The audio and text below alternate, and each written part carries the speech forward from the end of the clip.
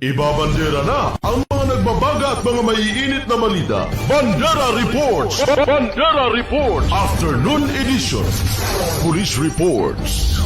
Hospital Reports. Market Reports. Weather Update. City Hall and Capitol Reports. Local, regional, national, and international news. Bandera Reports Afternoon Edition. And now, here's your anchorman.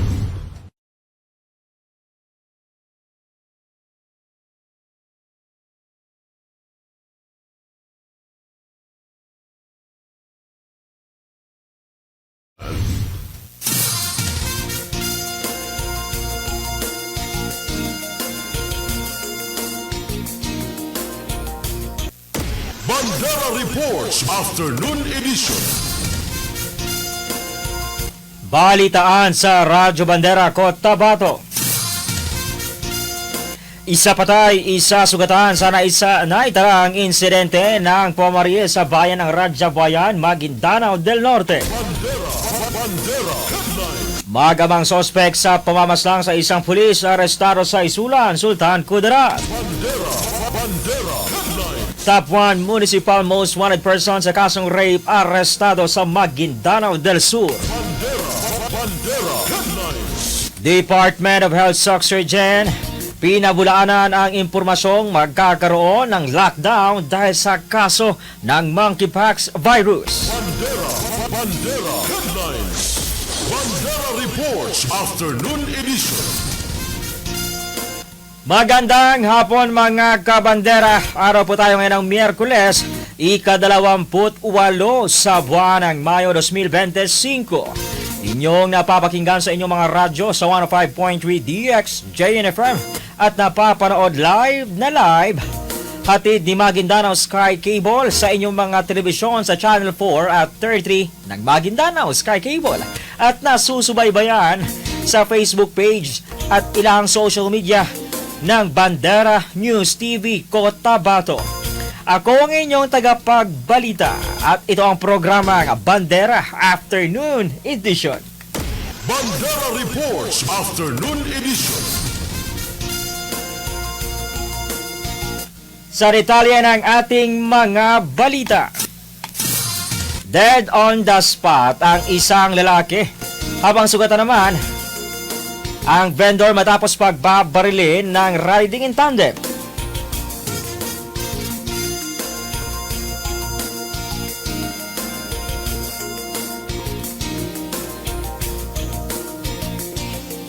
Ito ay naganap sa bayan ng poblasyon Zapacan, Radyabayan, sa nabanggit na bayan bandang alas 9:30 kaninang umaga ngayong araw ng Miyerkules.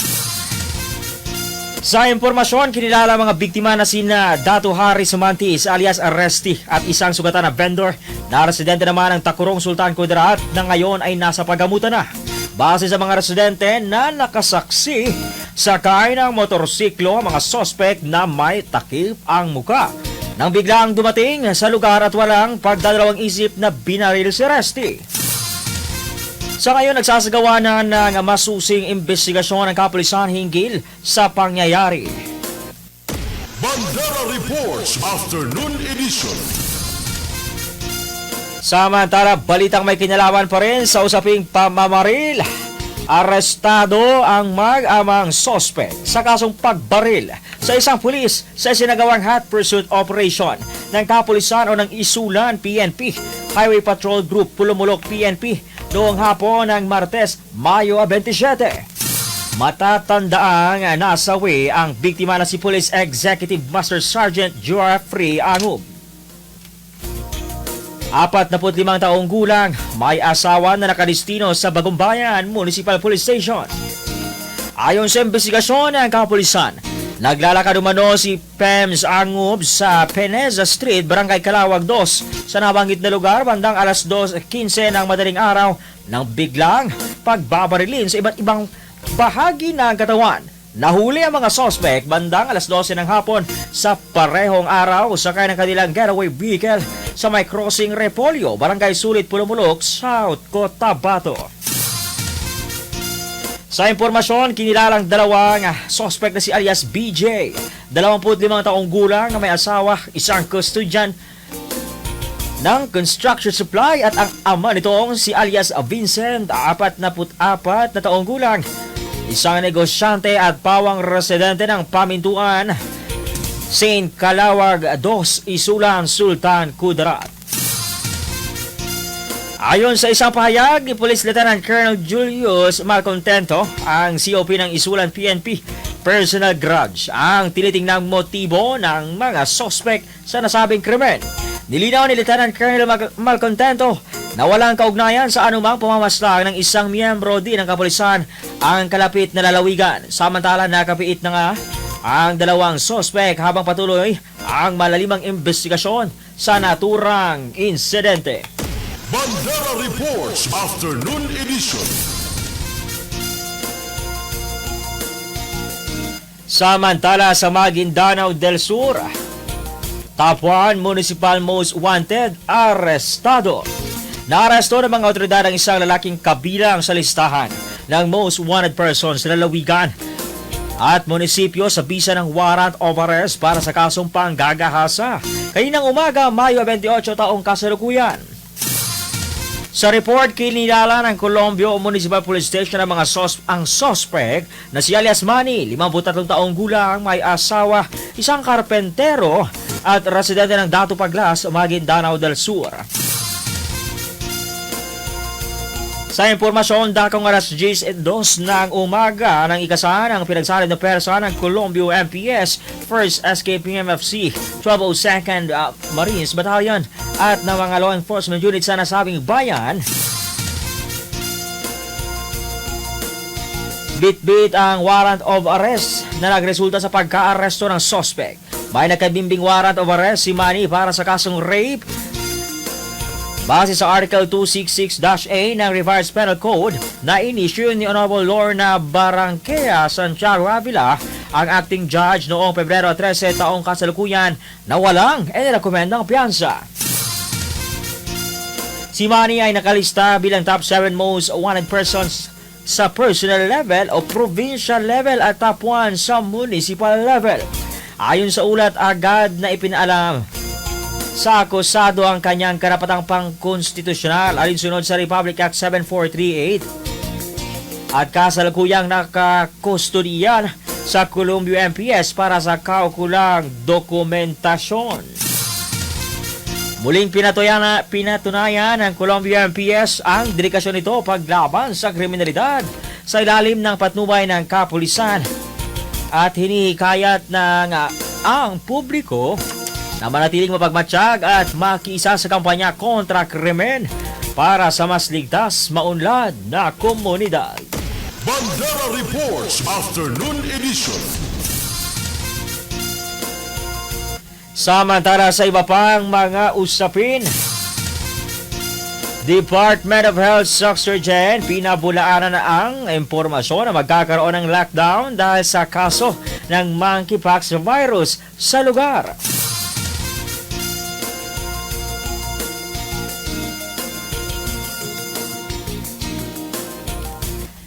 Naglabas ng abiso ang Department of Health o DOH Surgeon na pinabubulaanan ang impormasyon na magkakaroon ng lockdown dahil sa mga kaso ng monkeypox na naitala sa rehiyon.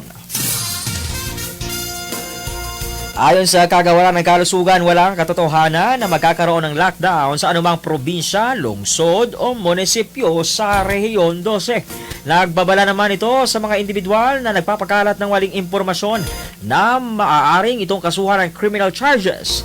Pinapayuhan naman ang publiko na maging mahinahon at mag-ingat sa mga impormasyon na lumalabas sa social media at mas maiging kumpirmahin ang mga ito sa tamang paraan. Bandera Reports Afternoon Edition. Oras mga kabandera, ganap na alas 6:04 ng gabi ngayong araw ng Miyerkules at ilan sa ating mga usapin.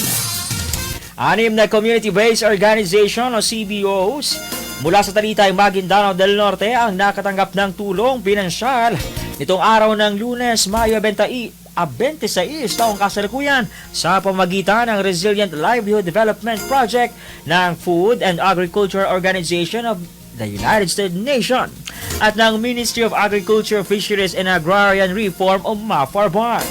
Ginanap ang ceremonial handover sa nasabing tulong sa Haraya Hall sa Alnor Hotel sa lungsod ng Cotabato. Layunin ng inisyatibong ito na suportahan ang mga komunidad na apektado ng sigalot, higit ang mga kababaihan at kabataang eternally displaced persons upang mapanatili at mapalago ang kanilang climate resilient, agri-based at food processing livelihood. Kabilang sa mga CBOs ng Talitay na nakatanggap ng tulong pinansyal ay ang Resilient Association of Agriculture in Pageda, sama-sama sa Kinabukasan Agri-Farm Livelihood, Pageda Agricultural Livelihood Association, Mangay Livelihood Association, Agricultural Product Association at ang Magapas Agricultural Farm Product Association. Ang mga kolektibong suporta mula sa iba't ibang ahensya ay nagpakita ng malawakang pagkakaisa para sa inisyatibang ito. Samantala, naging posible ang naturang proyekto sa tulong at suporta ng tanggapan ni Bangsamoro Transition Authority BTA Interim Parliament Member Attorney Suharto Ambuludo. Ayon kay Lionel Dabadi, ang FAO representative sa Pilipinas, ang proyektong ito ay hindi lamang tungkol sa seguridad sa pagkain kundi maging sa katarungang panlipunan. Hindi lamang umano ito pangkabuhayan, ito ay pamumuno. Ito ang kinabukasan ng BARM. Ayon naman sa MAFAR Minister Abunawas, mas lamama ang pagkakaloob ng tulong na ito ay para sa mga komunidad na naapektuhan ng matagal ng pagkakadislokal. Kanya-kanyang binibigyang diin ang pamumuhunan sa mamamayan at pamumuhunan din sa pagpapanatili ng kapayapaan. Samantala, pinuri naman ni MP Ambuludo ang FAO sa pagpapalakas nito sa suportang pang-agrikultura para sa mga kababaihan at kabataan sa komunidad. Bandera Reports Afternoon Edition. At yan ang kabuuan ng mga balita na aming nakalap mula dito sa News Center sa Bandera News TV Cotabato ngayong araw ng Miyerkules, ika-28 sa buwan ng Mayo 2025. Sa ngalan ng aming Presidente Estrelita Juliano, sa aming Station Manager Jasper Acosta, Field Reporters, Cameraman at Technical Team. Ako ang inyong tagapagbalita, Savino Herverola, at ito ang Bandera News TV Cotabato. 105.3 Radio Bandera Cotabato City. Inakarespetado sa news and current affairs. Ito ang bagong radyo ng sambayanang Pilipino. Radyo Bandera. Tahanan ng mga balitang totoo, musikang bago at may serbisyo publikong taos sa puso. 105.3 Radio Bandera. Iwawagayway ang bandera ng balayang